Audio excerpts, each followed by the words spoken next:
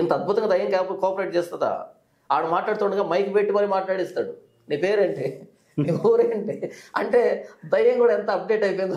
మైక్లో మాట్లాడేటట్టుగా అప్డేట్ దయ్యాలు వచ్చేసాయి అన్నీ. తొండలైనా నేను కనరు.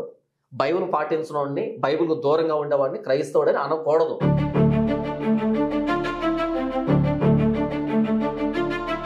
ఏ పాస్టర్ అయితే దశమ భాగం ఇవ్వండి అని అంటాడు, వాడికి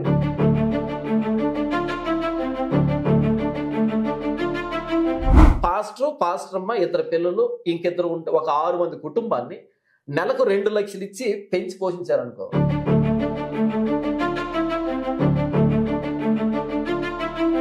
అవి అయినా కానీ ప్రేయర్ చేసి తినడానికి ఏమైనా ప్రాబ్లం ఏంటి? విషయాన్ని ప్రేయర్ చేసుకుని తిన్నాం అనుకోండి, ఏమవుతాం అంటే ఇప్పుడు ఎవరైతే ప్రసాదాలని చెప్పి ఇస్తున్నారో దాని విషయంగా మీరు పరిగణిస్తారు.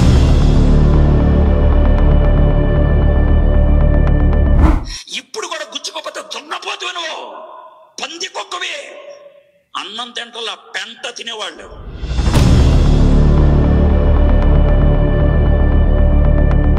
హిందూ ముసుగులో ఉన్నటువంటి మతోన్మాద భావజాలం కలిగిన వ్యక్తులు క్రైస్తవాన్ని బ్లేమ్ చేయడానికి ఇలాంటి క్లిప్పింగ్ తీసుకొని పదే పదే సమాజంలో తిప్పడం ద్వారా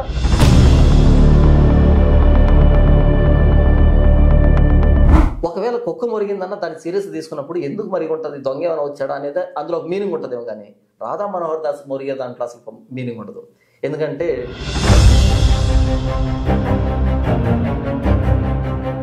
మొత్తం కొరుకొని చివరిలో కొన్ని పెట్టుకుంటాడు. దాని అర్థం ఏంటంటే ఏమీ లేదని, ఎక్కడో కొంచెం మిగిలిపోయిందని నేను అంటారు. అంటే ఆ స్టేట్మెంట్ ఏంటి, పుట్టుకతో క్రిస్టియన్ అంటే పుట్టుకతో ఎవడు క్రిస్టియన్ ఉండడు, రెండవసారి పుట్టినోడే క్రిస్టియన్ అవుతాడు.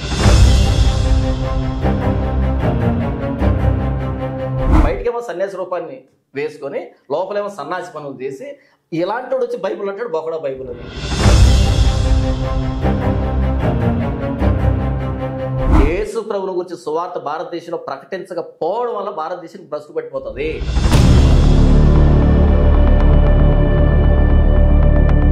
ఆ బైబుల్ నేను కొన్ని ప్రశ్నలు అడుగుతాను, లేదా ఆ 26 క్వశ్చన్లు అడగమను, ఆ బైబుల్ ప్రకారం అడగమను, అర్ధగంట టైం. ఆ ఉన్న పిల్లలు కూడా ఊడిపోకపోతే నన్ను అడగదు.